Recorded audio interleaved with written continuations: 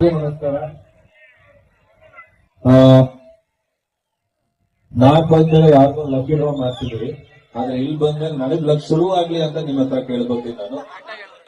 ಯಾಕೆ ಅಂದ್ರೆ ನಮಗೆ ನನ್ನ ತಂದೆ ಹತ್ರ ನಾನು ಪ್ರತಿ ಸತಿ ಥ್ಯಾಂಕ್ಸ್ ಹೇಳಕ್ ಇಷ್ಟಪಡ್ತೀನಿ. ಈ ತರ ಒಂದು ಪರದೆ ಸಿಕ್ತಾಗ ಯಾಕೆ ಅಂತ ಹೇಳ್ತೀನಿ, ಒಂದು ದೊಡ್ಡ ಬಹುಮಾನ ಒಬ್ಬ ತಂದೆ ಒಬ್ಬ ಮಗನ ಕೊಡಕ್ಕಾಗತ್ತೆ ಅಂದ್ರೆ ಅದನ್ನ ಅವ್ರ ಹೆಸರು ನಮ್ಮ ಹೆಸರು ಸೇರಿಸ್ಕೊತೀವಲ್ಲ, ಅದ್ರ ತರ ಒಂದು ದೊಡ್ಡ ಗಿಫ್ಟ್ ಒಬ್ಬ ತಂದೆ ಹತ್ರ ಒಬ್ಬ ಮಗನಾಗಿ ನಾವ್ ಏನು ಕೇಳಕ್ಕಾಗಲ್ಲ.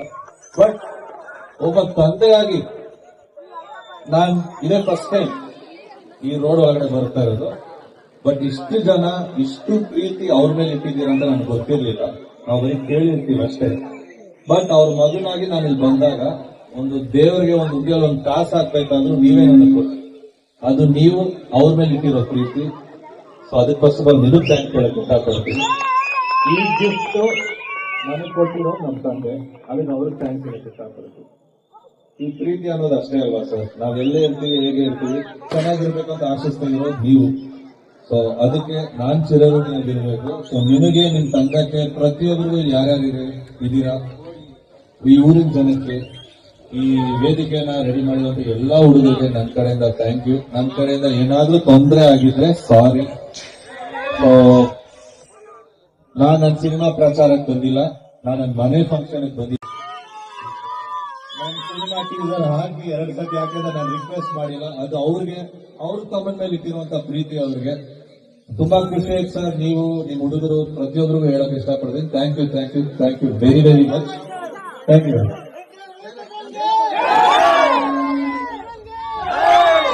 ಆಮೇಲೆ ಬಾಸು ಅಂದ್ರೆ ರವಿ ಸರ್ ನಿಮ್ ಬಾಸು, ನಾನು ಅವ್ರ ಮಗ ಅಷ್ಟೇ. ಈ ಬಾಸ್ ಅಲ್ಲ, ಕರಿಬೇಡಿ.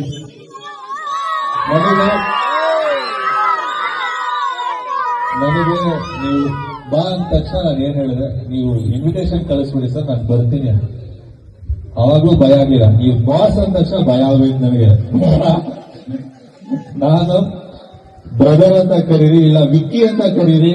ನಮ್ಮ ಮನೇಲಿ ಎಲ್ಲರೂ ವಿಕ್ಕಿ ಅಂತ ಕರೀತಾರೆ. ಇಲ್ಲಿರೋಂತ ಪ್ರತಿಯೊಬ್ಬರಿಗೆ ನನಗೆ ವಿಕ್ಕಿ ಅಂತ ಕರೀರಿ, ಅದು ನನಗೆ ಇನ್ನೂ ಇಷ್ಟ ಅಷ್ಟೇ.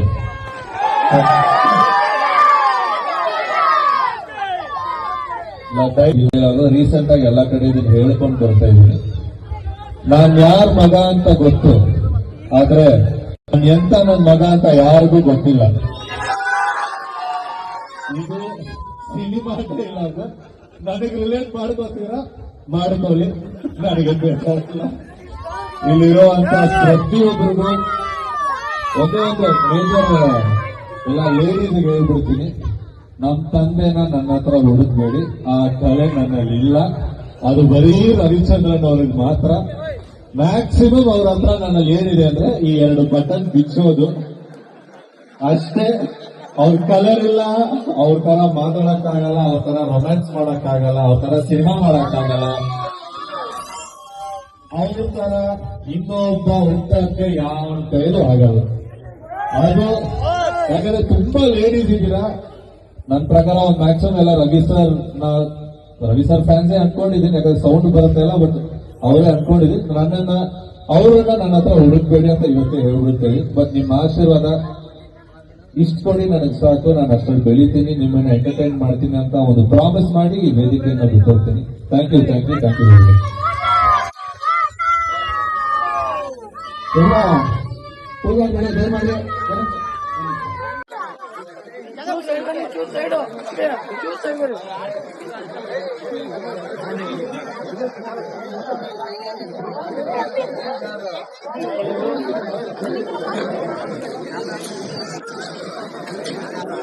ನಮ್ಮ ಅರ್ಜುನ ಗ್ರಾಮದ ಪರವಾಗಿ ಈ ಮುಂಚೆ